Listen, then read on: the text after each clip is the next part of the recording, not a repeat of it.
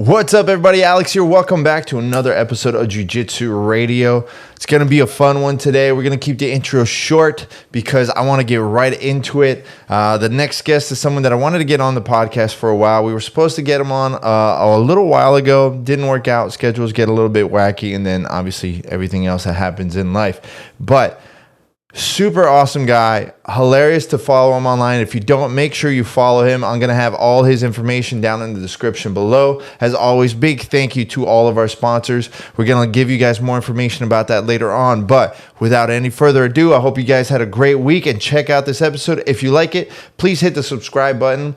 Hit the little notification bell if you're watching us on YouTube, and if you're listening to us on iTunes, Spotify, Google, Amazon, wherever else you get your podcast, hit the subscribe button. And if you really think that we deserve it, go ahead and hit the share button. Share this with your friends. I appreciate all the love and all the support. We got a bunch of great other guests coming in the next couple of weeks and months, so I hope you enjoy it. And without any further ado, the champ, the man himself, Emil Fischer.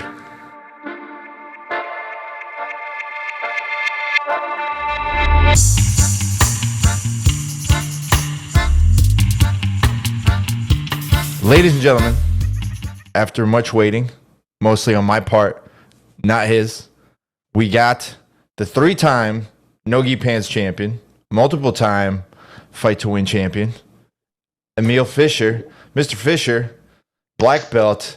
You're a little bit over a year now as a black belt, right? A little bit under a year. Under a year. When was the exact date? Because I was trying to find it. August 15th, 2021. Oh, nice, dude. Like 5 days after my birthday. Nice. Yeah, my birthday is August 15th. Oh, nice. No way. Yeah, so my coach was like, hey, I'm giving you your black belt when you want it. I'm like, can we do it on my birthday? That way he kind of forces the hand. He has to give it to you on your birthday. No, I mean, like, it was funny because it was almost not going to be then because he almost like had to go on some trip or something. Like, right. No, it just worked out. So I feel, I mean, I've been a fan of yours for a while now, but I feel like there's not enough information about your history, like training jiu-jitsu and stuff like that. So I feel like we should probably start this podcast off with a little bit more background on you, like who you are, where you came from, how you started up in jiu-jitsu, and kind of go from there. So I'm Emil Fischer. I started doing martial arts when I was 8 years old back in 1993. That was how I got started. And from there, it was like, initially we were doing just, oh, that's good. There you go. That's good. Sorry, guys. I'm a piece of shit. No, you're good. So, like, I started doing martial arts when I was 8.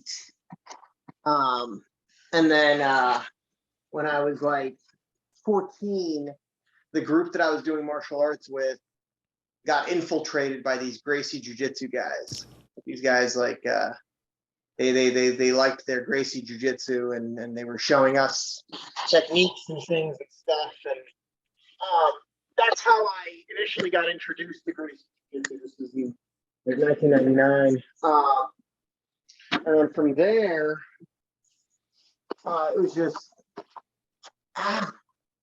There you go. Now you're in the zone.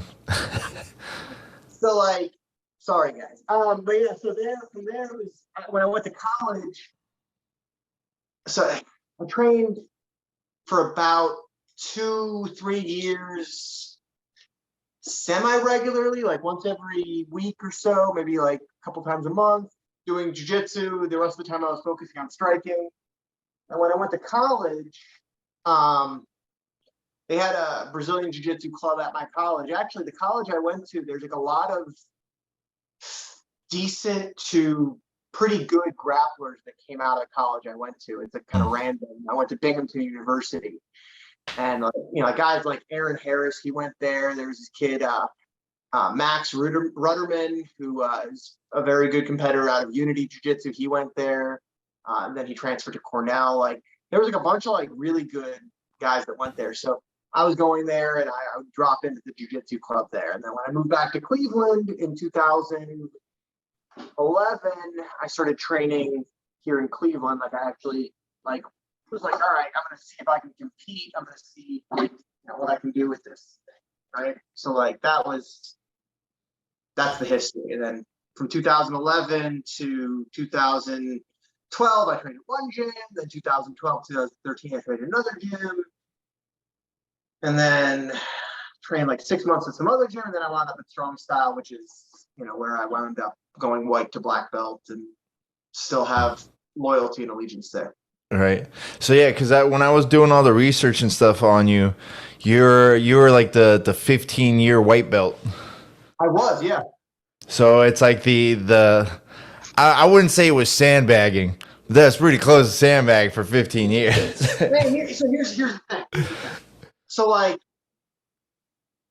up until 2011, I never trained seriously. I never put a gi on. Okay, so like. So you were strictly no gi. Yeah. The first time I put a gi on, period, a judo or jiu-jitsu gi was 2010.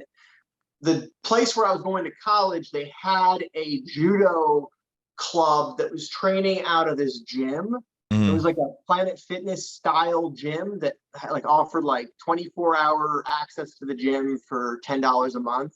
And you got to take judo classes if you wanted them, which I thought was pretty fucking cool. Yeah. So I did that for a bit. So like I was doing judo, but like it was 6 months and I was not taking it seriously, to be honest with you. So what was it that, I mean, granted, anybody going through college understands like when you started something and then school starts, you kind of like lose track of like all the other things that you wanted to do. But what flipped the switch for you that finally made you want to focus full time into jiu-jitsu? I mean, so I have a job, right? So like it's not, I'm not doing it full time, but as far as like doing it, the amount that I do it. So when I moved back to Cleveland, there were academies that were run by black belts and that were like serious. Because like, here's the thing, in Binghamton, where I went to college, there was no, like, I think the highest level guys in the area were purple belts. I was almost like, I had this, and in hindsight, it was stupid. But I had this idea in my head that I was better off just dicking around and not taking it seriously. And then like, once I find a black belt, training under them. Right.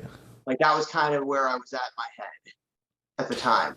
And I mean, it makes sense. It's like you can't really fault someone for thinking about that. Because I mean, nowadays you kind of sit there and look at it too. It's like there are some really high level purple belts for sure, but you're not going to get as good of a training like from a purple belt as you are from a world champion black belt. It depends, man. It depends, right? So like, I look at the local scene up here. There are gyms that are run by brown belts, or that, at some point were run by purple belts that are better than some gyms run by black belts. So, that's true. That's very true. Like the belt doesn't fucking matter. At the time, I thought it did. Yeah. Like it's funny. I kind of like when I started training again in 2011, I placed a lot of importance on, black belts and, how many degrees. This guy's a 3rd degree black belt. This guy's a 2nd degree. I'm going to train under a 3rd degree black belt. Now, like, once I hit blue belt, I was like, man, belts are fucking bullshit. They don't matter. And as a black belt, I'm like, belts are fucking bullshit. They don't matter. Yeah. Like, I'm very grateful to my coach that he, entrusted me with the rank of black belt. And I try to like be responsible with it and whatnot, not be a piece of shit. But at the end of the day, there are, blue belts that can fucking wax me. And there are decent competitive black belts that I have destroyed on the competition. Yeah. Like, who the fuck knows? So what do you think from your experience? Because I mean, you're a pretty regular competitor. Like, what do you think is really the reason why there's such a degree of gap between like skill level from like so many different black belts? Granted, I mean, there's people that started when they were like 5 years old and stuff, but I mean, it seems like there really is a huge gap between some high level black belts and then just like the regular guys like down the street. I mean, yes, like, yeah, I agree. I agree. There's a big difference, and quite frankly, it's the difference between somebody that played, college ball and somebody that plays pro ball. Like, it's just, You're gonna have people that have the time resources. Like it's being good at this, or like being great at this, is very much like a product of time resources, physical ability, mental acuity. Did I mention time resources? Time is definitely the biggest one. And then like people are like, oh, this guy's only been training for 3 years and he's beating world killers. Yeah, but he's been training 3 times a day for 3 years. He literally lives at the gym. Yeah. He's training more in a week than some hobbyists train in 6 months, you know? Yeah. And that's kind of like the one thing that's always like weird, especially if you're talking about like IBJJF tournaments. It's like when you see the guys that's literally what they do is train all day, every day, going up against like the weekend warrior, the guy that only gets to train like 3 times a week. And he like, maybe this is the most he's gotten to focus on for a match, but then they're like pounding their chest, like screaming, they beat this guy. It's like, okay, well, it's like, all right, well, I mean, thank God you won, because then it would have looked really bad for you. Yeah. So you're kind of known for your style, really. Like you really kind of have, I wouldn't say a flashy style, but you come out with like the colorful gis, the colorful rash guards and things like that. Is that something that you've always done, or is that something where you just kind of like, nah, this is kind of what I want to do now? Well, so when I first started training, it was like I was big into like austere gear. Like I wanted to like, you know, stuff that was super simple. Like I remember one time I bought a storm gi. I cut the patches off of it because I didn't want to, like, I was like, I'm not fucking advertising for these jackasses. Like, I'm serious. And like, yeah, I was like, that's the kind of person I was. And it's kind of the person I am, honestly. But like, what it came down to was I just realized how much it annoys people when you wear shit that's colorful. And it's like, no, you know what? I'm going to annoy everybody. Yeah. Like, fuck you guys. Colors are fun. You know, like that was literally the mindset. It was not a particularly sophisticated or like, you know, oh, the unicorn means this and this and this, and a yellow gi represents my fiery spirit. Yeah, this is gonna annoy people. I'm gonna fucking wear it. Do you think that I mean, I guess more earlier on than now, because obviously more people know you now, but do you think like early on when you like show up in competition wearing stuff like that, they're like, oh, this guy's a joke, I'm gonna run like right through him, and then all of a sudden like you wreck them? Absolutely, man. Absolutely. Like that was I used to have people literally tell me afterwards, like, holy shit, I can't believe how good you are at this. And it's like, yeah, well, if I wasn't confident in my shit, I probably wouldn't be wearing these colors. Like, so at what point? This way of warning you of danger is bright colors, right? Right, exactly. So it's like, I mean, it's kind of 50-50. Either like, this guy's pranking me right now and like he doesn't know what he's doing, or it's like, this guy's trying to throw me off my game and he's an absolute animal. Like, so I mean, like that's. Here's the thing: when it comes down to, what are they thinking about? They're more worried about like what you're wearing. Yeah, they're more worried. Yeah. Like here's the thing: best case scenario for them, they ignore what I'm wearing and perform the way they normally perform. Worst case scenario, they're more focused on my attire than they are on beating me. Yeah. I mean, yeah, I mean, and that's why I think it's like hilarious, because like I've always thought about it, it's like, why do these schools really give a crap about it has to be a white gi? You're not allowed to wear a blue gi or a black gi or anything like that. It has to be a white gi. It's like, that's got nothing to do with anything. It's like, it's not going to affect whether you're going to get choked out more or less. Like, it is what it is. Well, like when I joined the gym where I train, like Strong Style, when I joined Strong Style, one of the first conversations I had with my coach, because like I had, at the time, I was a white belt, and I had one goofy gi. It was this bright green. It was this lime green Tatami Fightwear Estilo gi. It's a really nice gi. Yeah, I still like it. The thing was like fucking loud, and the first gym that I had it at, literally they just told me like, you can't wear that, you're a white belt, and you can't wear that anyways because we don't allow anything other than blue, black, and white. And the next gym I trained at, I asked the instructor, I was like, hey, is it okay if I wear this? He goes, yeah, it's fine. Then every time I wore it, I wouldn't stop hearing him talk about it. He was like, it's such a fucking ugly gi. Why are you wearing that? Why you always gotta wear that shit? You look like a fucking clown. Like, it was like, bro, what does it matter to you? Yeah. And when I joined Strong Style, like I asked my coach Pablo, I'm like, hey, is it cool for me to wear colorful gis? Do you have a policy as far as gi colors go? He goes, is it clean? I'm like, yeah. Does it have pockets or like holes in it or some shit? No. He goes, I don't fucking care. Whatever you want.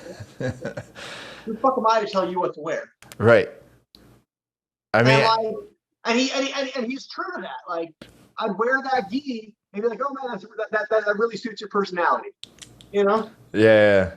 Whatever. Like, he doesn't care. Like, I used to wear it to seminars. We had seminars at the gym. Like, how long did it take for people to start kind of recognizing you just by that alone? It's like, oh, it's that guy from like Instagram that always has all like the crazy gear on. No. Really? Yeah, like honestly, people always just recognize me for my style. They do. Like the one thing I do have a lot of people always comment on is the unicorn onesie. Yeah. So like what it is, it's from 𝗶𝗧𝘂𝘀𝘆. One of my followers bought it for me, and like I gotta say, and this is gonna sound stupid, but it's the truth. It's the best piece of equipment I own. Really? I'm not being funny. Like I'm like dead serious. So like it's this heavyweight cotton onesie with a two-way zipper. It's got like the zipper that goes up and then the other zipper that goes up, like to like if you got to go to the bathroom or something. Right. It's got a hood. Okay. It's got underarm vents and crotch vents. So I mean, you're always cool. You're all like, well, the thing is that what I'll do is I'll warm up. And like as stupid as it looks, I'll warm up, I'll put the thing on, I keep my warm up. But then if I'm getting too hot, I can just unzip the vents and I'm good. Yeah, no, I mean, it sounds like it just makes sense. And then on top of that, it's got a bunch of pockets on it, like some hidden, some like straightforward. And it's great. Like it's really a cool thing to have. Like as stupid as it looks, it's like I would recommend that everybody invest in a onesie. Like it doesn't have to be the fucking something flashy or something. It'd be like just plain black or whatever. I don't care. But like I'm telling you, as a piece of equipment, it's a great thing to have with you in a competition. So did you like buy like a couple more just in case, so like you don't wear out the one that was given to you? Should have in hindsight. I don't know if it's still make it like that anymore. It's like, damn. No, I'm sure you can find it. I mean, it'll probably be a little bit tougher to find, but for sure you can find like something close to. TCL still exists. They still have that product. I don't know if it's. I think they might have like downgraded their quality a little bit. Yeah. But that thing is made really well. Yeah, that's funny. I mean, they got to sponsor you for that too now, huh? I've been trying to get them to, bro. They actually, funny but true, they sent me a onesie for one of my coaches to wear for a walkout for one of my fight wins. Really? Yeah. That's awesome though. I mean, like most companies won't even like do that. So that's kind of cool, at least that they acknowledge you for it. Well, I mean, I had these videos of me doing these absurd walkouts at fight to wins. Yeah. Like ridiculous shit. And I was like, guys, do you really not want me wearing your stuff? Like, come on. Other companies make onesies. Like, there's even better quality shit out there. But I like how the unicorn one looks. So, but I mean, like, that's one of the things that I find like that's really not just like entertaining, but like awesome about you, because you have the technique, you have the skills, but you also have that you don't really give a shit attitude about what anybody thinks. Like that's what you want to wear, that's what you want to do. And it just seems that like it surprises me how there's not more people like that in jiu-jitsu, where it's like everybody's so concerned about what other people think, or they want to keep the it's a garbage sport. I'm sorry. Yeah. It's a like I was talking about it with one of my buddies the other day. Like he just moved back to Cleveland, the Cleveland area. His name's Carlton. We just had lunch today. Carlton, he's from middle school. We're friends, and he was like, "Man, it's so great you're doing this sport." I'm like, "No, it's not." I'm like, it's a fun. Like honestly, like jiu-jitsu people suck. I mean, I don't disagree with it. I mean, I've been in like doing this only for what 7 or 8 years now, but I've been fortunate enough to be around like a lot of high level people, and I don't think people realize unless they really get into it how shitty the politics are in jiu-jitsu. Like it's absolute trash. Yep. And then on top, like to make it even worse, right? So you got your politics, which are trash. And then you got the fact that people like here's an example, okay? Got all these fucking alt-right fuckers who are like, oh, save the children, but Cyborg's a legend. The same fucking idiots. Yeah. Seriously, like you're gonna talk about saving the children, but it's totally cool if Cyborg's competing on the same mat as you. Yeah. And I mean, and you're one of the few people that's like that will go out there and say it. Like, so when everything happened and really got exposed, like a lot of people were afraid to talk about it. No. Because here's the thing. Honestly, like the honest to God truth is that if tomorrow competing in jiu-jitsu is no longer feasible for me, I'd be fine. Yeah. I'd be I don't like I do it literally for 2 reasons. Number one, it's a great vehicle for information gathering, like exposing my weaknesses, shit like that. Mm-hmm. And number 2, it's good for marketing. Yeah. Just if tomorrow was no longer available, I'd find another way to fucking get that information. I'd find another way to market. It's not a big deal. Yeah. Like, no, it's true. It's true. And build their whole identity around it. Yeah. And that's the part that I think is funny. It's like MMA fighters find out about it, realize that a lot faster than jiu-jitsu people do, because a lot of jiu-jitsu people think, oh, well, I'm going to go be a world champion. Like, no, you're not. It's like you're not going to be like a world champion if you're not going to sit there and train, like you said, like umpteen times a week to sit there and doing everything. And even if you do win worlds, it doesn't matter. It doesn't automatically mean. Cares. Yeah. Nobody fucking cares. There are people today who do jiu-jitsu who probably don't know who 𝗲𝗃𝘃 is. Oh yeah, no, I did. I was watching a reel of Zach Maxwell versus Gary Tonin. Mm-hmm. You know who Zach Maxwell is? Exactly. Yeah. Zach Maxwell was one of the fucking best competitors of his generation about like 5-6 years ago. Nobody knows who he is now. What academy was he out of? He's under Steve Maxwell, his dad. Okay. You know who Steve Maxwell is? Nope. Exactly. Yeah. Steve Maxwell was one of the original 𝗶𝗧𝘂 Jiu-Jitsu black belts. He, was in 𝗶𝗧𝘂𝘁𝗶𝗳𝘆's corner for the first UFCs. Yes. Was that the guy from California? No, he's from Philadelphia. Okay. I get you. You got my point. No, 100%. 100%. You know who Margarita is? I want to say yes, but no. Let's say no. Yeah. Exactly. Like, but I mean, it's the same thing, because there's tons of people like that. I mean, like I can tell you, like one time, like when I was training at 𝗶𝗂𝘃, like the Black Zillions, we have like world champions coming in there. And we obviously had the MMA team. So I remember one Saturday, open mat, we're all lined up, getting ready to do, that's the system the teacher at the time was doing. And I just turned around and I see on one of the other practice mats, it was Renzo. Renzo sitting there working with like one of the pros. So I told the other guys, I'm like, hey, you guys better like, get your shit together. You got to look good in front of Renzo. And they're like, who? I'm like, bro, you don't know who the fuck that is? And this is how bad it got, is that when we're walking out, 𝗵𝗵𝘃𝘁𝗃 is standing there watching my coach now working with Renzo and another fighter. And he's like, that guy's pretty good. Who's that? I'm like, are you fucking joking, Matt? He's like, yeah. I was like, that's Renzo. It's like, I didn't realize that. Oh, okay. But like, it's like that, like everywhere. I mean, there's so, especially down here. Yeah, and that's the reason I don't fucking give a shit, because honestly, what it comes down to is it doesn't matter. Yeah. I could win worlds tomorrow. And in 3 years, the only person that's going to know I'm a world champion is me. But do you think that's a lack of people trying to put in the study time in the history of like grappling and jiu-jitsu, or is it just like one of those things like it doesn't matter? It's just everything changes so much and there's so many people doing it. I don't know. I don't know. I mean, honestly, like there's a couple of things. Number one, there's like 1 million fucking world champions each year. Yeah. At every weight class, and then you have your masters and you have your absolute, right? And you have your women's division. The other thing is that the sport's garbage. And the other thing is that the IBJJF is garbage. And like, That's 100%. it's just like, it's frustrating.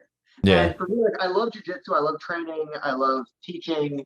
You know, I'm not crazy about competition, like as a general thing. Like, at the end of the day, competition is not fun. Like, because you're sitting around all fucking day waiting to compete.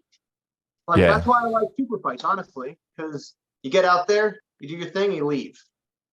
But you like, and you have trouble finding like people that compete against you. Like you had the one event a little while ago where there was like no black belt in the area that would sit there and take the challenge to go like and compete against you. I mean, honestly, in that case, like I could have probably found a match if I looked outside the immediate area, but I was trying to make a point. Yeah. Because the Cleveland, like as shitty as jiu-jitsu is, Cleveland jiu-jitsu is really a fucking emphasis on how shitty it is. Like Cleveland just sucks. Why is that? Hard head, soft asses. Yeah. A lot of ego. There's a handful of academies that have an open mind that want to get better and that want to actually like build competition ready competitors. But like most of the big academies locally are like super vain and like not interested in exposing themselves to challenges. Is it like? Yeah. Go ahead. Sorry. No, go ahead. It's like there's like one academy that like they literally, it's called Rio Pro. I've called them out multiple times because they just suck. And like they literally on their website they advertise themselves as the best jiu-jitsu academy in Cleveland. It's like, no, you're not. No, you're not. Like, I think you posted like a bunch of stuff about it, but it was like a while ago. Oh yeah, for sure. Yeah. But yeah, like I'm like the thing is that nobody has, because everybody's worried about the politics. Everybody's worried about what's going to happen to them if they do call it out. So they just don't. So I'm like, I'll do it. Yeah. I don't fucking care. Well, I mean, and that's the part too, is like people like that, then they get away with it. But like, are they kind of one of those academies, like they don't allow people to come out like from other academies to train over there, and they don't allow their students to go train someplace else? Yeah. Yeah, I see. Like, I never understood that. Like, it's so stupid to me. Like, I would understand if it's like out of respect, you tell like your professor, hey, I'm going to go train over there, like, because of so-and-so invited me or whatever. And maybe there's some kind of politics behind on that. But the fact that so many people are just like, no, we don't go train at other academies. Like, dude, a fucking armbar is an armbar. Like, you're not going to teach some fucking ancient secret. You know what it comes down to? You know what it comes down to? A lot of professors out there are not as good as their local contemporaries, and they don't want their students to realize this. I 100% agree, because they fear that their students will leave. Now, like, I'm not going to name any names about this, but like, there's a couple of local instructors in this area who have stepped away from that. Like, they know where they're at. They're aware of the fact that they're, not able to do the things that they wish they were able to do physically. Yeah. They're decent enough instructors, and they're nice enough people, and like they make their students feel welcomed and at home. And so they're not scared. Yeah. They're not worried about being exposed. They'll even compete sometimes and lose in front of their students, and then post a video of this happening, and their students don't leave. Doesn't move the needle for them. Yeah. Because what it comes down to is, if jiu-jitsu is supposed to be about the technique, and if it's really supposed to be about setting your ego aside for a little bit in order to improve your abilities, then what the fuck does it matter if you get tapped or not? Who cares? I mean, I've won matches and I've lost matches since I've been teaching. I haven't lost any students because I lost matches. Yeah. But they make fun of me. Like, oh, how are you gonna fucking lose to that guy? It's like, it happens. It happens. Anybody can get got. Yeah. But no, I 100% agree with you, because I had that issue with my last teacher, and I've never had any problem calling him out. Like, the guy was an absolute piece of shit, where you could tell, like, he would sit there and do the whole speech of nobody watch any YouTube, like don't watch YouTube and try and this, that, and the other. But then I would like sit there and see a video on Instagram or YouTube where all of a sudden like it got really popular, started going around, and then we get into class that Monday and all of a sudden we're learning this technique. Or the kicker that this was the best part for me is Mikey and Tammy Musumeci came and started training with us. But then they also started teaching classes. So of course I'm going to go learn with Tammy and Mikey. Why not? So I have my main instructor, and then I go and like I would have class twice a week with Tammy and Mikey. They were sitting there doing a group class. Why not? I made one post one day saying like, oh, like I'm so grateful that I get to train like world champions. Why wouldn't I? They're great people. They're super nice. Like Mikey was still a brown belt or whatever. Because I made that post, mind you, my teacher at the time would always tell us there's no stand-up. We're not going to start from standing up. He never taught us any takedowns or anything. So wouldn't you know it, that very next class, it was maybe 5 minutes at technique, and so like, all right, we're going to roll. And then he calls me out. All of a sudden he goes, boop, boop, boop, puts from 5 minutes to 10 minutes on the timer. I'm like, okay, whatever. I go to sit down, get ready to start. He's like, get up. I'm like, for what? He's like, get up. I'm like, okay. And then sure enough, we start, wham, like just drop Seonagi on me. I'm like, oh, I get it. I see what's going on. So for 10 minutes, for 10 minutes, he proceeded to go. I'm like, dude, I didn't realize you were that fucking insecure. Like, I didn't realize it was that. And then we started noticing more and more things. I was like, you know what? This guy isn't for me. This guy isn't for me. And like now, man, I'm super happy. But like, those are all the lessons that nobody ever tells you in jiu-jitsu. You don't learn that. You don't hear that. People don't fucking talk about it, about how shitty jiu-jitsu people are. 100%. And it's like, when you find people who are not like that, they are special. Like one guy that's really cool. He's this instructor down maybe like half an hour south of me. His name is Jason. Mm-hmm. Jason's a great guy. Like Jason's absolutely wonderful. If you're listening to Jason, huge shout out to you. Thank you for always being fucking great. And some of Jason's students really like some of the techniques that I show. So I've had them coming up and training with me.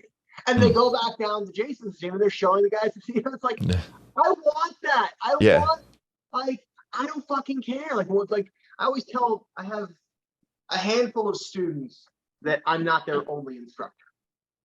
And I just tell them, like, listen, I don't fucking care. Mm-hmm. I really don't care.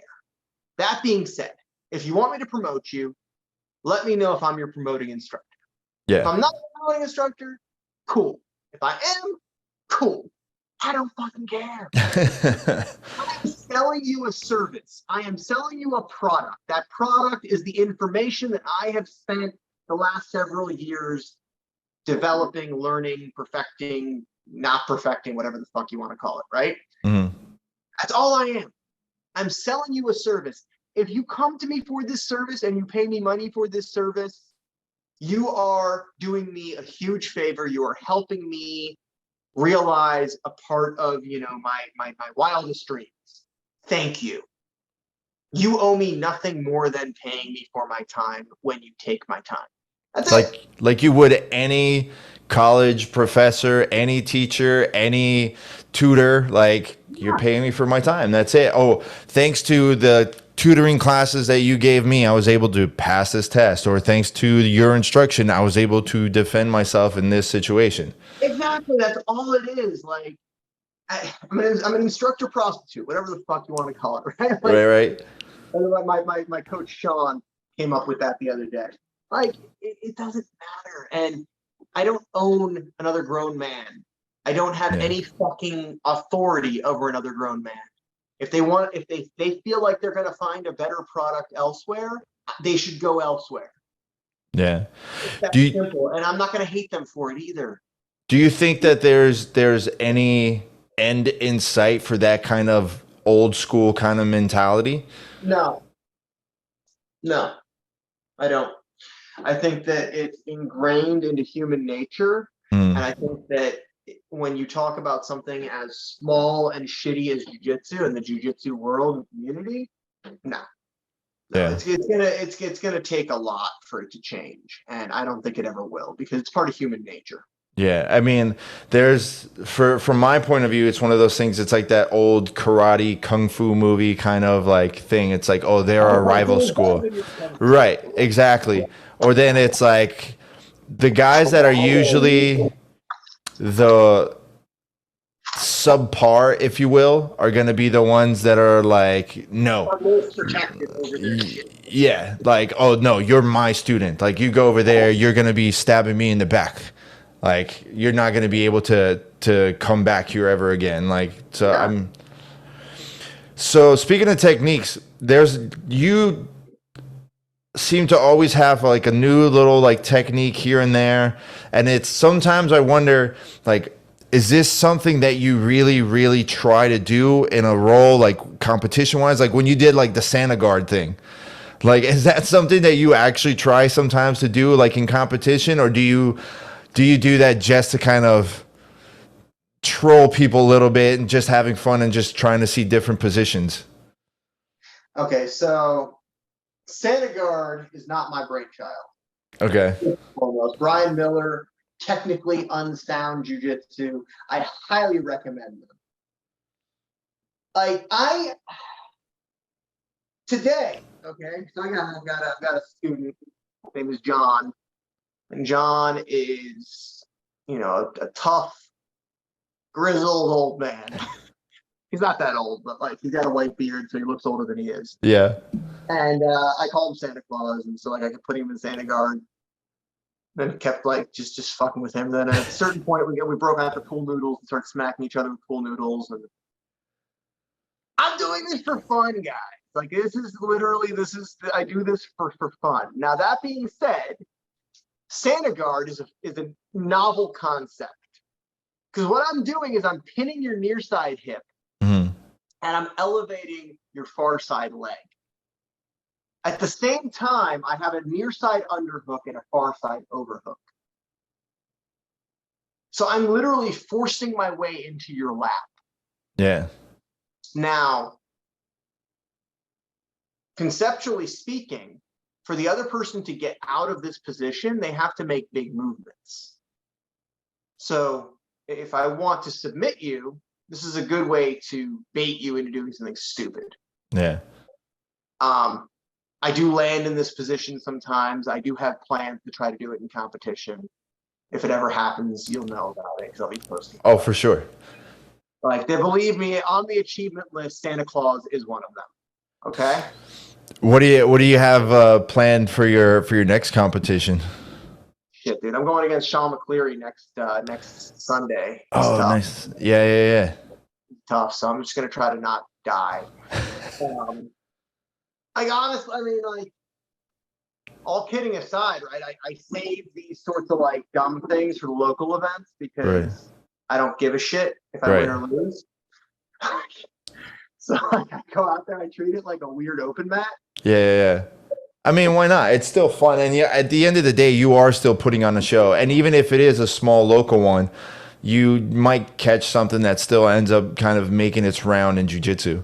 Yeah, like the last two tournaments I did some pretty neat stuff. Like I got one guy with my fastest submission ever. It was a block, and that got its virality. Yeah. And then that was for the upgraded, right? Or was it? I think I had it. No, that was like three or four things ago. Oh, right. Like that was just an Imanari roll to a heel hook. I hit that in like 5.5 seconds. Right. And then I hit in the next tournament after that, my first match, the guy shot a blast double and I just scooped his arm and just took it. And I got it in like 4 seconds. Right. I think you posted that clip, right? No, I did. Yeah. And then after that, I did I guess it was the Buckeye State grappling tournament, and I hit my very first ever matching set, which I was very proud of. Yeah, you've been working a lot on your wrestling. I have been working quite a bit on my wrestling. I trained quite a bit with Dante Leone. Mm-hmm. He's getting ready for ADCC, so he's been wrestling a lot. Yeah. And I try to like piggyback on some of those sessions. I have not done one recently just because like 2 or 3 events ago, I popped my rib right Ooh. before the event. Right. This is like, to be clear, when I say 2 or 3 events ago, I mean 2 or 3 weeks ago. Like, Yeah. it's been an onslaught, like one thing every weekend Yeah. for a while now. This is my first weekend off in like a month. It's good, man. Well, thank you for taking the time for jumping on, man. Of course, I've been wanting to get on your podcast, but like, so I popped my rib, and so I really have not been doing much wrestling since I popped my rib. Right. It's fine. Like, I'm better now, but it's nerve-wracking. Yeah, and it's you definitely feel it. That's one of those that takes a little while. So speaking of 𝗶𝗧𝘂, that was one of the reasons, like when I reached out to you a while ago to get you on here, because to me the decision you made was to come in wearing the gi pants or wearing the gi for 𝗶𝗧𝘂 North American trials, Yeah. and I thought that was a great move on your part. When you made the decision, it wasn't a decision for trolling purposes or to fuck with people purposes. That was an actual strategic move that you made. Yeah. So kind of walk us through, what was your initial idea? I know you posted about it, but I really want to hear from you to kind of elaborate on it. Your initial idea from what you were planning to what you learned from it. Okay, so the plan was, I from reading the rules and from actually reaching out to Mo and to Tom, I realized that not only could you wear a gi to the 𝗶𝗧𝘂 trials, your opponents are not allowed to grab the gi. Like anywhere, not just the pants. They're literally not allowed to grab it in any. They're not allowed to fucking grab your fucking gi. Yeah. Go roll with somebody while you're wearing no gi shit and they're wearing a gi and you're not allowed to grab their gi. Let me know how that goes for you. Yeah. No, you're gonna go nuts. Yeah. It's a fucking mind fuck, and it's not pleasant for the other person, and you're constantly like, Now, when you reached out to them for the rule wise, they can't grab your gi, but are you allowed to use your gi for submissions? No. Okay. But I don't use my gi for submissions anyways. Yeah. I don't grab my own lapels. Yeah. I don't grab my own sleeves. I don't do that. That's not my style. Right. Like, I've only hit like maybe 1 or 2 Ezekiel chokes ever. Yeah. So, and I mean, so one of my good friends, Carlos, he's an 𝗶𝗧𝘂 ref. Like, he's been a ref for. I had a long conversation with Carlos about it a couple months ago. Yeah, no, and that's because him and I, when we were working on doing stuff, like when you first like announced that that's like what you were gonna do, like I sat there and I talked to Carlos, and we were saying like, no, that's fucking genius, that's great. Like, why wouldn't you? Like, and you're the only one that's doing it. So, what do you feel you got out of that? Like, would that be like a decision you would do again, or would you not try that again? Like, do you see validity in the idea? Okay, so really funny you bring up Carlos. Yeah. Right. So I literally, he was up here for the Twisted Church event. Yeah. A couple months ago. Yeah. Okay. And he and I talked about it. He made a very valid point that I agree with, which is wearing the gi, great idea. Entering ultra heavy, great idea. Yeah. Wearing the gi in ultra heavy, not so great. Yeah. And in hindsight, 100%, he's 100% right. Mm-hmm. I should not have worn the gi to an ultra heavy division. Yeah. Because in ultra heavy, you want your movement. Your movement's your advantage. Yeah. Like that would have been my advantage. Not having the same fluidity of movement was my disadvantage, and it might have been why I lost. Yeah. That being said, I don't know if you saw my match from the trials. Yeah, I did. I did score a pretty cool sweep. Yeah, that was going to be the next question that like I wanted to talk to you about, that like the sweep, and I'll throw it up there on the edit so people can see it while we talk about it. But continue.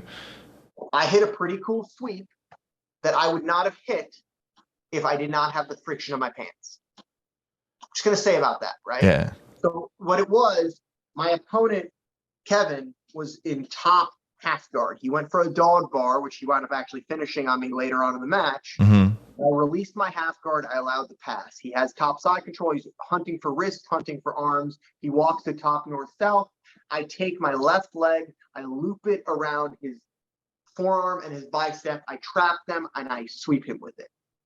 So when you're trapping that, because like the video from the competition doesn't really show it, are you throwing in a figure 4 on there? Are you pinning the arm like this, where like your legs pinching like both the forearm, the bicep together? Okay.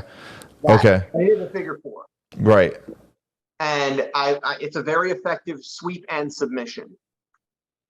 Yeah. And honestly, I was trying to finish him with it, but he was just too big. Yeah. So I let it go, and I settled into top side control. And then when he went, and I saw he was really eager to recover guard, my thought process was, I'm going to go ahead and let him recover guard, and I'm going to drop back into a heel hook. Mm-hmm. He went to half guard instead of close. I'm like, the fuck is he out? Yeah. Guy. Yeah. And I mean, it was a nice knee bar from bottom half. It was really nice. So like, it's like, yeah. Did you do a breakdown on that sweep? Have you done a breakdown on that sweep yet? No. Well, I mean, I have, but not publicly. I have so I do instructional content at Rockfin. Yeah. So I do it on there, but like. So if people want to learn it, they got to go to Rockfin to go check it out. Only $10 a month, guys. It's kind of worth it. I mean, it is a dope sweep, and like I said, well, I don't know if I can post it up without getting in trouble from our good friends at Flow, but that's a whole different conversation that we can have. Yeah, but I definitely urge you guys to go check out the match on that one channel. I mean, listen, I think I think if I had that match like 50 times, I win like 30 of it, you know, like, yeah, like I think I'm a better competitor than Kevin, but I think Kevin got the better of me that day, and I think, you know, good for him. So I'm assuming you're gonna plan on doing the trials again next time they come up.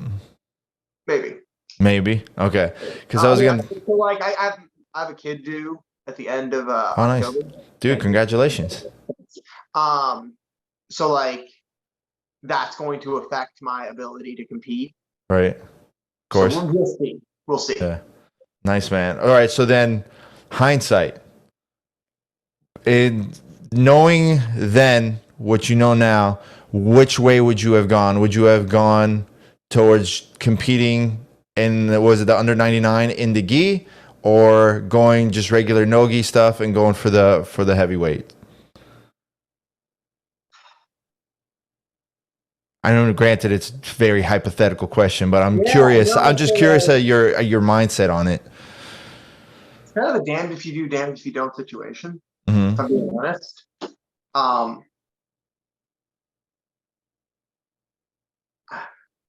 Knowing what I know now, I'd do it again. You're trying to go for that 30 out of 50. Fuck it, bro. Yeah, I mean, dude, like I said, I'm a fan. But so I'm just saying, like, I know that he can do it. I know what he. If we're talking about, do I know everything I know now? Do I know that he's gonna try to dog bar me from bottom half? Yeah.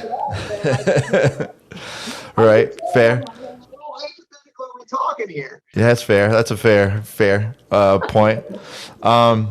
Dude, I feel bad. I know you got to spend time with the wife. It's already 9. I have, dude, like I said, I have. Well, no, I'm just curious, like, just really, like, you know, like you said, what you have planned now, like, and now you had the kid do. That's freaking awesome, man. I'm super stoked for you. I know, like, you got a bunch of stuff going on. I think the one thing or two things, at least, that I definitely want to point out. I saw a while ago you had Trap Daddy talk trash to you on your Instagram posts. Okay. So I didn't know if that was something that was really going to happen, where you guys are going to actually like compete against each other. I'm sorry, who? Exactly. Who are you talking about? So if you look, I forget which post it is. So there's a guy that talked trash about your technique, Trap Daddy, on one of your Instagram posts. If I'll find it again, because I saw you didn't answer him, so I didn't know if that was like something that was going on. I'll show you. It's basically this morbidly obese wannabe social media influencer who likes to try and pick fights with people. He thinks he's a fighter and he thinks he's a social media influencer, and it looked like he was trying to pick a fight with you. Okay. So I was wondering if you guys were actually. I think I know who you're talking about now. Yeah. Yeah. No, I mean, You wouldn't take that match? if I was offered that match, I would take it. Because then it has to be money. There has to be money involved. Oh, for sure, for sure. I'm getting paid. Like, have you seen his Naga match that he had? Oh god, dude, where he like tapped out to nothing. Like, didn't he like just fall on his back and he like just tapped out? Yeah, he tapped to exhaustion in the Naga match. But he still talks trash. Yeah, and he's still talking trash. He can talk all the trash he wants. I mean, he tapped to exhaustion in a Naga match. It's fun. Like, it's not a big deal. Like, okay, so match like that comes up, and it's someone that's like talking trash like that. Would you go the Gordon Ryan route where you're just like making him suffer for 30 minutes, or would you go the fastest submission? What's the rule set? Submit. Well, I guess we could do submission only. Let's do submission only. No time limit? No time limit. Oh, I tap into exhaustion. Well, I mean, I guess technically speaking. Here's the thing. I don't know if you know this, but I have a library of nonsense techniques. I'm aware of some of them, yes. And maybe one of those nonsense techniques comes out of the fucking hat. Oh, that'd be amazing. I'm just saying, like, maybe Fat Man gets tapped with the Suliev stretch. I don't know. That'd be great. Maybe I try to feed him his own feet. I don't know. If you could make that happen, if you could even get that position to happen, that would be an achievement. Yeah, right? That's an automatic win. Right. No, but like, here's the thing. Part of the reason that I was calling out the local scene was because I knew that not a single one of them would take the match, and that if anyone did, they would not be able to beat me. Yeah. Like, we were talking about this earlier. Yeah. I'll take a match that I know I'm going to win if there's money involved, or, you know, if I have a reason. Yeah. I'll take it. I'll do it. Is there anybody that you would actually want to compete at for like a super fight? Obviously, like, what would be a goal or dream matchup for you?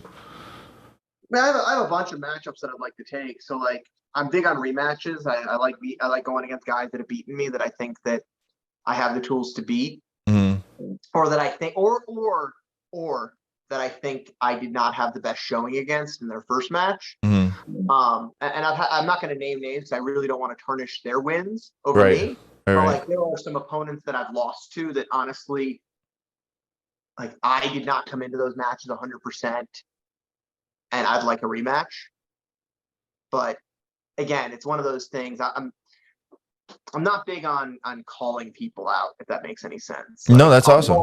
I want a match against 𝗶𝗧𝘂𝘀 because he's a fucking bitch. Like, there's that, right? I want that match. I mean, give people a little bit of the history why. Oh, I mean, it's just simply put, we talked about the event, the Twisted Church event earlier. Yeah. So they, Robbie and Dave, the guys that run it, hit me up when they were initially planning it, and they were like, "Hey, we want you on it. Do you want a match on this?" I'm like, "Yeah, I do, actually." Okay, who do you want? I'm like, they're like, "We're thinking 𝗶𝗧𝘂𝘁𝗀." I'm like, "That'd be a very cool match. That's a match that I want. I really want a match against David Garmo." And the reason I want a match against David Garmo before 𝗶𝗧𝘂𝘁𝗀 is because I think if I manage to succeed against Rita, Garmo's never taking a match with me. Right? So, like, I think that that's the order of operations. Go against Garmo, hopefully win. Go against Rita, hopefully win. You know, whatever. Right. That's what I wanted to do. So they're like, "Okay, we'll set the matchup." So they set the matchup, supposedly, right? But then they're like, "Oh, we're actually doing an 80cc style tournament. Garmo's in the tournament. Do you want us to put you in the tournament and give you Garmo first round?"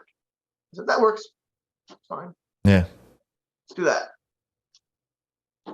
But then They're like, oh, well, Garmo's pulling out because Rita's in, but Garmo said he wants a match and that he will take a match with anybody.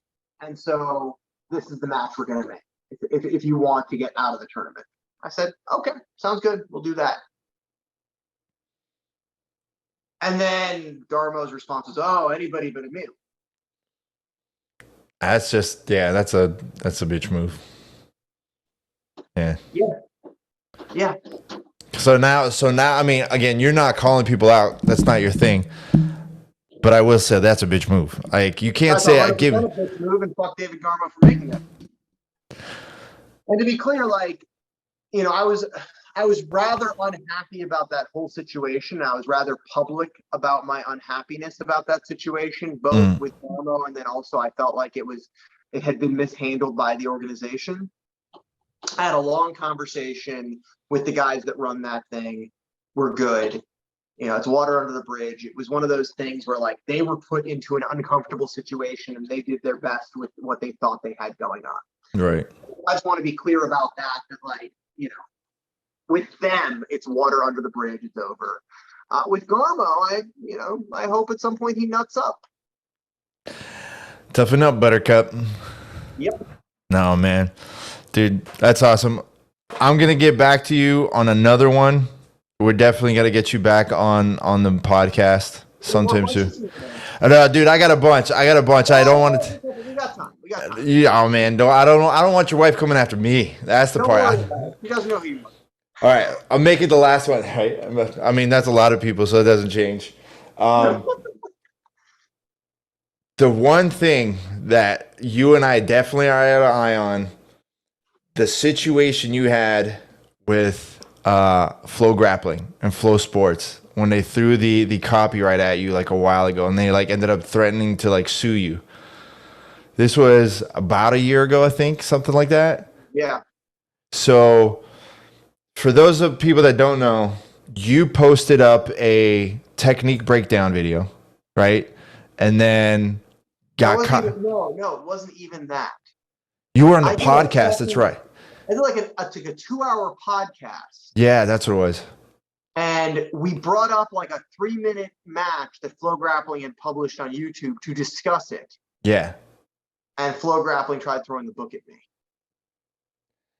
They threw the copyright strike at you, and you debated it or contested it with fair use because it was fair use. You're doing a reaction / breakdown. It's educational. Yeah. And then they decided to go the legal route on it. Yep. So kind of give me your point of view on it. Cause like from there, like what ended up happening? I talked to one of my sponsors that is an attorney. Shout out 𝗏𝗏𝘃𝗀𝘃. And was advised to go ahead and withdraw my protest. Withdrew my protest, and then after that, Flow Grappling kind of dropped it on YouTube. Like YouTube basically reinstated the video. Then I deleted the video because fuck Flow Grappling. Yeah. And fuck YouTube, quite frankly. True. Yeah. But like, I mean, that was just one example of Flow being ridiculous and petty. Like Flow, for whatever reason, I'm not sure if it's Huel that doesn't like me or fuck that guy. Yeah.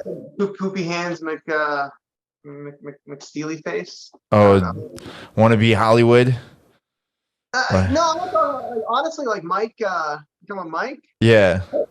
I actually like Mike. Really? I do like Mike. I mean, there's a point where we disagree. I can't. I understand the character he's trying to do. I just whatever it is, what it is. But he's a stupid character. Don't get wrong with the character, but I do think that Mike Sears is not a bad guy. Yeah. Like, yeah. Honestly, like I think that like if we're gonna talk about the people in the company, Huel is probably your. Yeah. That's the douchebag that ran away with everybody's money.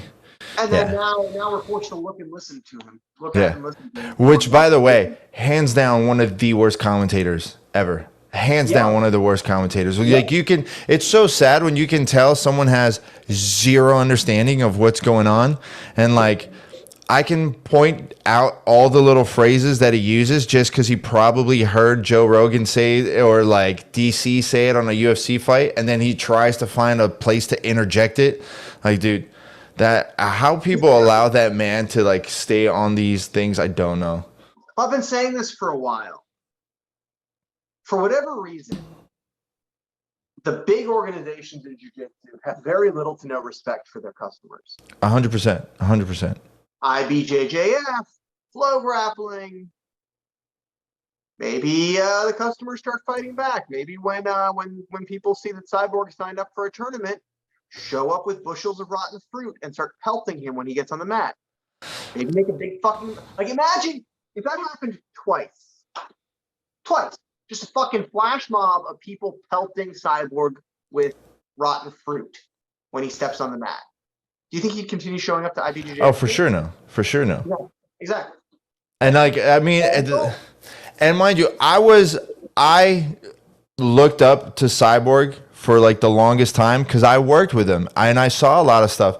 But when I started seeing all this extra stuff that was going on, and we did the whole episode, like, I don't care who's who, like, you could say what you want. We were the only podcast that even touched that whole situation with Marcelo. Like, we were the only ones that did it. It took, what's that? Marcel. Like, we were the only ones that even touched the conversation. And I went as far as being as neutral as I possibly could to take it the legal route of, I don't want to get accused of sitting there and taking anything.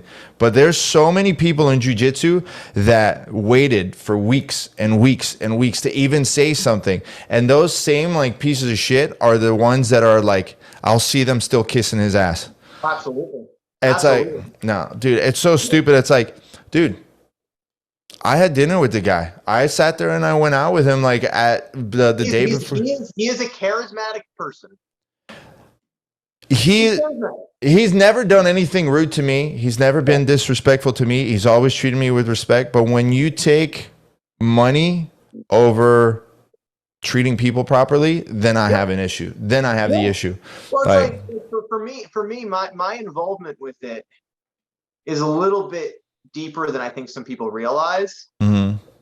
So Marcel's victim's father was pressing me for a long time. Like, when I say a long time, I mean like months, years before all this shit came out.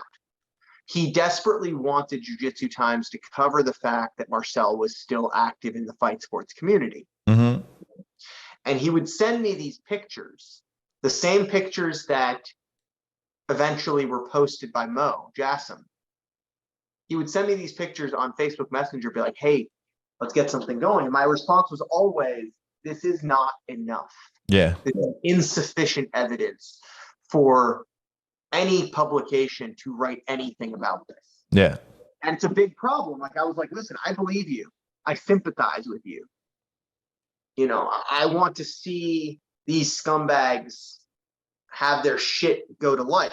But at the end of the day, there's only so much I can do in my purview as a writer. Yeah. And when Mo got his hands on it and he just went nuclear and just posted it, that their response was the most valuable item in the whole thing. Yeah. The fact that they were so stupid. They could have just denied the reality of those pictures. They could have just said, hey, those pictures are from like 10 years ago. What the fuck are you talking about? They could have said that. They chose not to. Which I guess good for them. I'm being somewhat honest for a second. You know, like a moment of clarity or something. I think if anything, that was more a PR attempt at damage control. Like, but if they would just literally said, no, these are not, you know, that's not Marcel.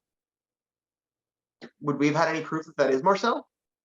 Yeah, I mean, you would. There were grainy fucking pictures from like very far away. Well, the ones that Mo posted, yeah, but like the problem with that was the fact that Mo posted photos that were screenshots of screenshots of screenshots kind of thing. Because those, understand, I saw the originals; they were just as bad. I'll tell you I'll tell you like the other part that happened like outside of this, because I don't want to get into like my own legal trouble, because you know how people like to get litigious.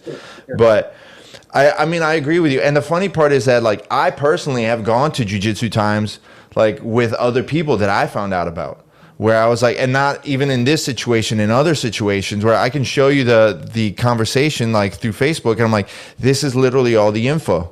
I'm like, please do something about it. Where we got the same answer. I was like, it's not enough to talk about it. We can't talk about it. Like we're not going to cover it. And then 6 months later, like all of a sudden there's an article on it.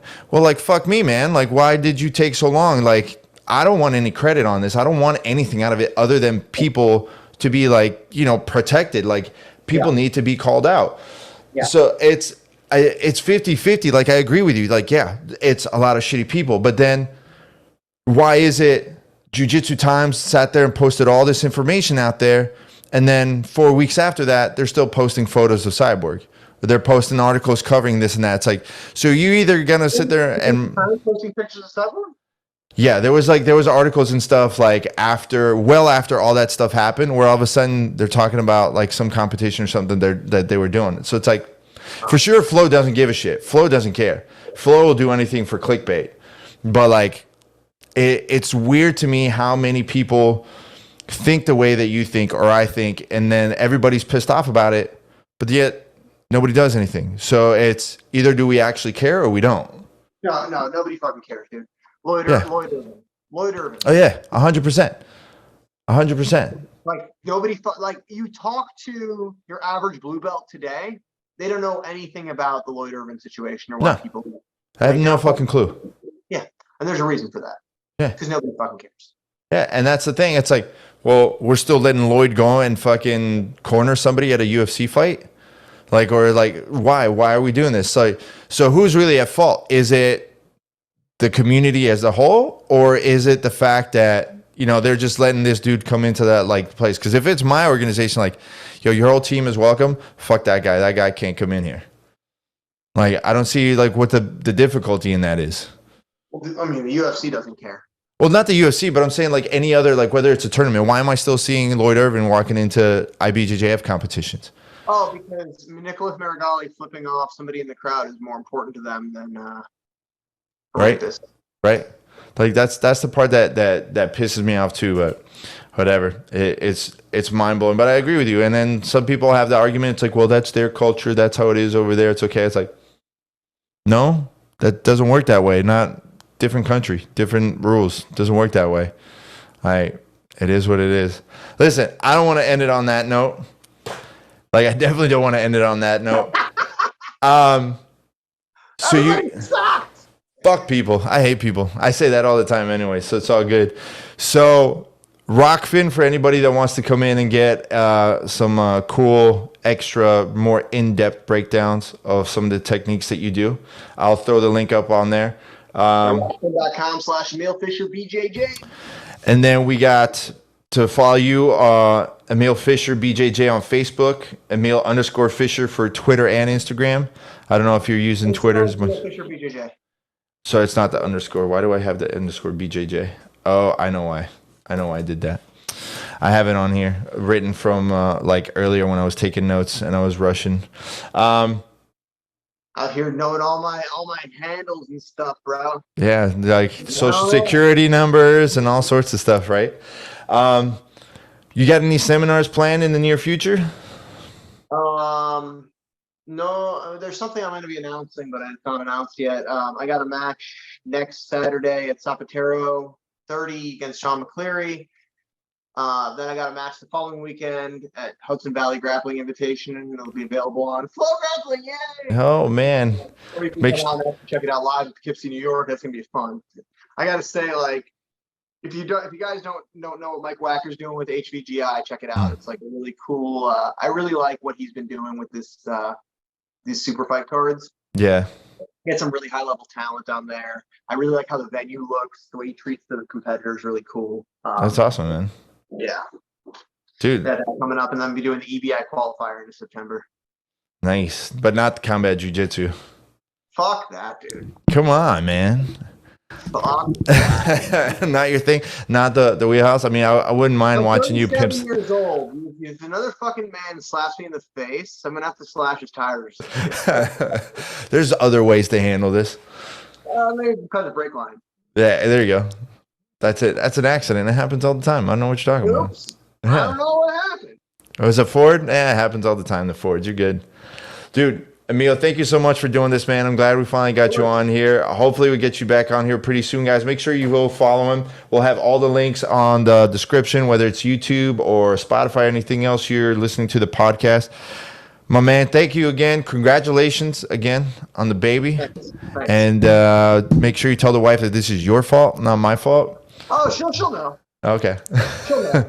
Sounds good. I don't know if you know this, but like I was running a podcast of my own for a while. Yeah, that was a while ago, though. Oh yeah, it was over a year ago now. Yeah. It was like end of 2020, like middle to end of 2020, and like so like I used to do like fucking 2.5-hour episodes. She gets so pissed at me. Tell her, be like, you know what? Go start your own podcast then. I'll get mad at you. Exactly. Like, don't get mad. It's fun. Yeah, Dude. just, don't get mad, get even. There you go. Exactly. Make it worth your while. Dude, have a great Sunday night. I'll catch you later on. I'll shoot you a message. But thank you again, dude. Take care. Sounds good. Talk to you later. See it. Well, there he is. The man is freaking hilarious. Very passionate about jiu-jitsu, even though we both agree that people in jiu-jitsu suck. Emil Fischer, big thank you to Emil for taking time out on a Sunday night after a long week of training. He's got a bunch of matches coming up in the future. Big shout out to him and thank you to him for taking the time out to be on the podcast after all this time trying to get him on. Freaking hilarious to talk to. He's got so many different crazy funny stories. But please don't forget to check out the Rockfin account, his Instagram, his Twitter, his Facebook. Go follow the guy. Go show some support. Go check out some of his techniques. He's got a lot of like fun techniques and some of them that look super crazy and that you're never gonna get. And you never know. You might catch it on a roll, on open mat, or in some tournament or something. I hope you guys dig it. I hope you enjoyed the podcast. As always, a big shout out to our sponsors, 𝗶𝗧𝘂𝘆. Go to 𝗶𝗶𝘂.com and use our promo code to get a discount. If you don't know what the promo code is, go look down below. All right. This is interactive. You got to go look and use the code and get a discount on some of the best gear in jiu-jitsu, hands down. They also support law enforcement officers, which we support all the time. So big shout out to 𝗶𝗂𝘆. Also, don't forget to check out our sponsor, Jiu-Jitsu Soap Co. Go to 𝗵𝗠𝗠𝗂𝗂.com and again, go use the promo code. Stop being funky. Stop stinking. You don't want to show up to class smelling, and you definitely want to shower after class. So go to 𝗵𝗠𝗠𝗂𝗂.com for the best soap in jiu-jitsu. Screw all those other companies, all right? All those other companies are trash. You don't want that. I have not purchased any other soap other than Jiu-Jitsu Soap Co. And if you really dig it, let us know. Maybe we'll do another collab bar with them. Everybody that got a bar from the first time we did one enjoyed it. I still have like 2 or 3 that I had stashed away, and I love mine. So please go check out all of our sponsors. Thank you all for the support. Don't forget to hit the subscribe button, the little notification bell if you really liked the podcast. And if you listen to us on iTunes, Spotify, anywhere else, hit the subscribe button and share it with your friends. I'll catch you guys on the next one. Don't forget to check out the Twitch channel, okay? Don't be that guy. Go check out the Twitch channel. I'll catch you guys on the next episode.